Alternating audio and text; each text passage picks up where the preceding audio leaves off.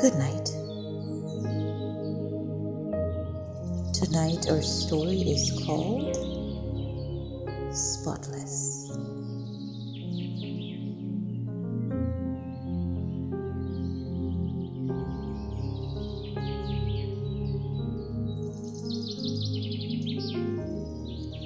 Isn't it amazing that Jesus walked among and healed the sick, but he never got sick himself?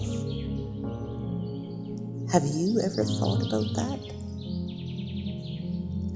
Sometimes I wonder too if he ever got tired. Imagine being followed by hundreds and even thousands of people everywhere you went.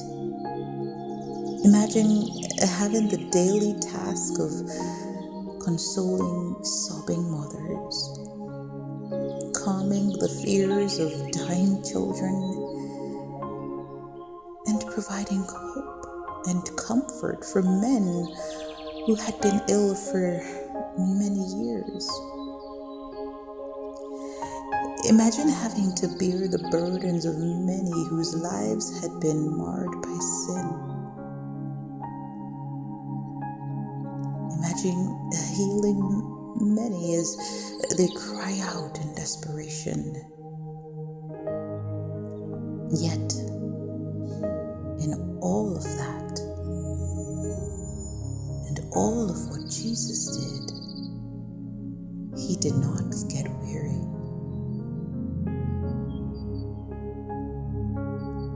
He said, "I am come that they might have life and have it more abundantly." Jesus was a never-ending fountain of love, healing, hope, strength, and joy.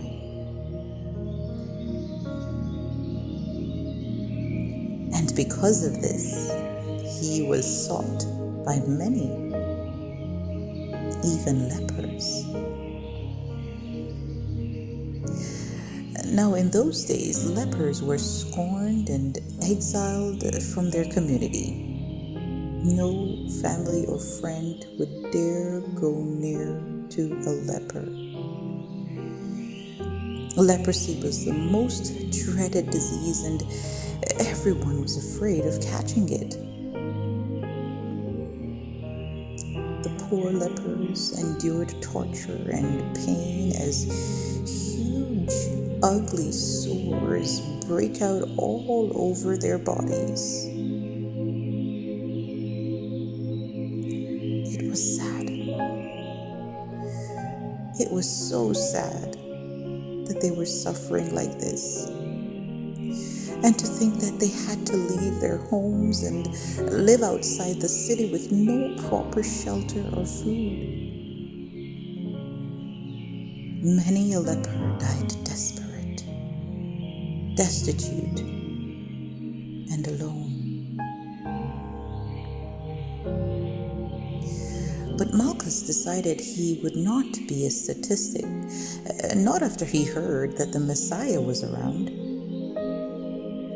So, one day, risking being stoned or put to death, he ran towards Jesus. People started panicking and shouting at him, "Go away! You are a leper and you are unclean! Go away!"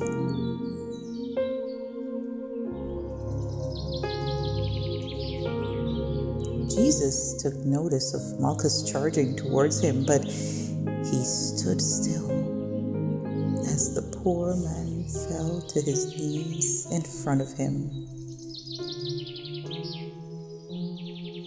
"If you will, you can make me clean," Malchus cried. And then Jesus did the unimaginable. He touched the leper. Everyone gasped because they were sure he too would immediately break out in sores. Some wondered, why the Messiah would touch someone who was unclean. Others were devastated because they thought their hope of being healed was now dashed, as Jesus was about to become a leper himself.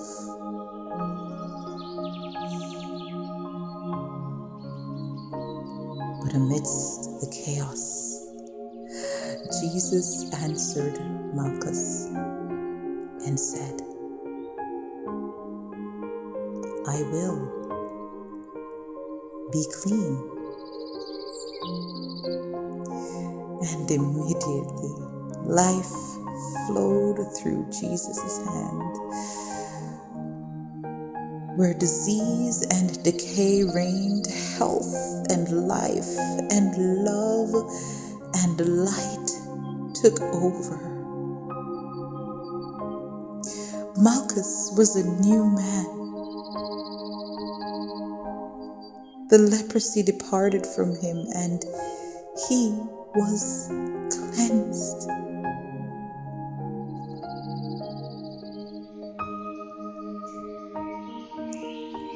Hearing the story of Malchus, a group of 10 lepers who had dwelt together saw Jesus, and cautiously they stood afar off and cried out to Jesus, Master, have mercy on us.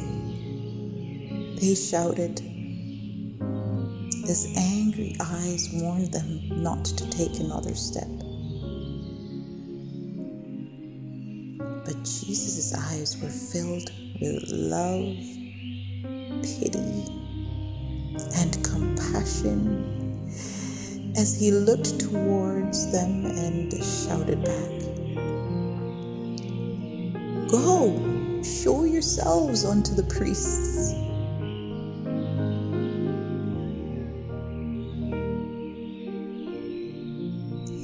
Isn't it amazing how Jesus did not tell them whether he had healed them, but in faith the men walked away knowing that they were? A leper was not allowed within the city gates. Therefore, it was unseemly that they would even dare think of going to the priest. Unless they had been healed. And they were. Faith gave way to praise and happiness as they started on their journey and noticed that their spots were vanishing before their eyes. Imagine the shouts of joy as they ran toward the city.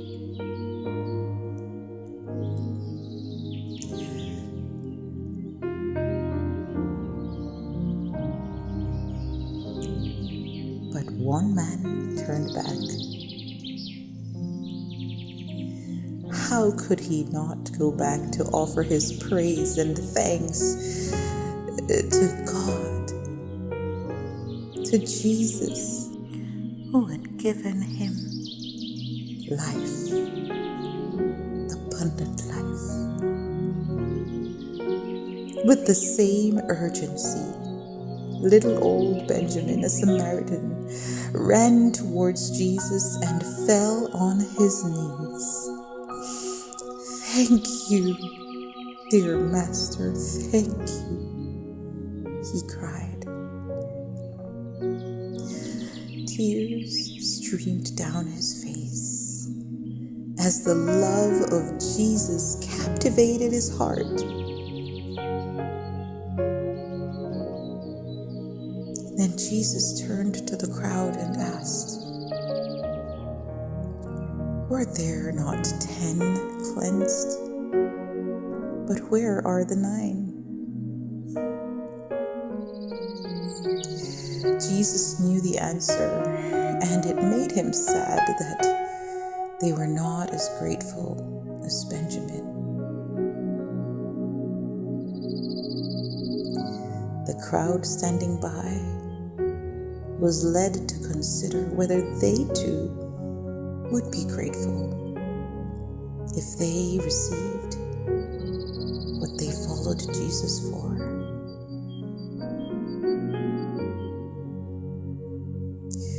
It is certainly one thing to reach out in faith for your healing, whatever it is you want to be healed for. It is certainly another thing to be grateful after you've been healed, or after you've received what you've prayed for. So tonight, I'm encouraging you to be grateful. Take a moment and in your heart, say